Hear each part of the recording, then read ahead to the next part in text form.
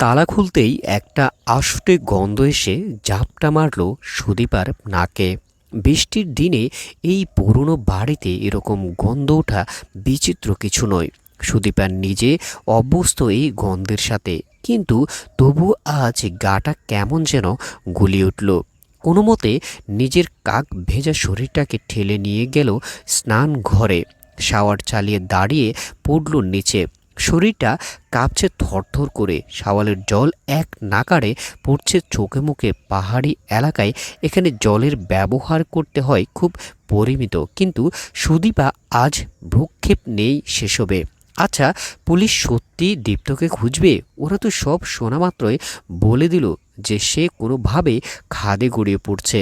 বাড়িতে কি এখনই সব জানাবে সুদীপা, নাকি অপেক্ষা করবে সকালের?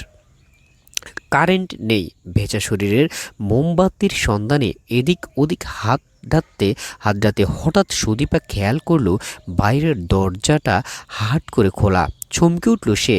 ঢোকার পর দরজাটা কি তবে লাগায়নি? মনে পড়ছে না কিছুতেই। পায়ে পায়ে সেদিকে এগিয়ে যেতেই হোঁচট খেলো একটা অ্যাটা করে বসে আছে ঘরে। যদিও অন্ধকার, তবুও অবয়বটা স্পষ্ট। আতঙ্কগ্রস্ত গলায় সুদীপা চেঁচিয়ে উঠল, কে? কে ওখানে? কৌশিক? কৌশিক বাবুর প্রত্যাশাতে ছিলেন বুঝি? ক কে? চিনতে তো ঠিকই পেরেছ সু, আমি তোমার দীপ্ত। দীপ্ত? অজানা আগন্তুকে আতঙ্ক যতটা না ভয় পেয়েছিল সুদীপা, এবার তার থেকেও অনেক গুণ বেশি ভয় পেল পরিচিত মানুষটার কণ্ঠস্বরে। আমাকে ওখানে রেখে কেন চলে এসেছিলে সু? তুমি জানো না বৃষ্টিকে আমি কতটা ভয় পাই? সুদীপা জানে দীপ্ত কতটা ভয় বৃষ্টিকে পায়। আজ থেকে বছর 7 আগে এক ভয়ঙ্কর বৃষ্টির দিনই তো গাছের ডালে পড়ে লোকটা সারা জীবনের মতো পঙ্গু হয়ে গিয়েছিল। দীপ্ত হুইল চেয়ারটা ঠেলে এগিয়ে আসছে ওর দিকে। গলাটা শুকিয়ে যাচ্ছে সুদীপার।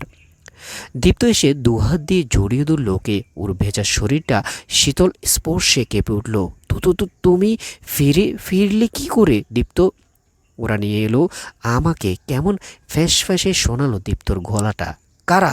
আশেপাশে ওদের দেখতে পাচ্ছ না? না। কাদের কথা বলছো তুমি? ওই যে আদারের বাসিন্দা যারা, যে আদারে আজ তুমি আমাকে ফেলে এসেছিল। দীপ্ত চিৎকার করে উঠল সুদীপা। তোমায় ছাড়া যে আমার এক মুহূর্ত চলে না সু। আমাকে ফাঁকি দিয়ে কোথায় ফালাবে ভেবেছিলে? না না।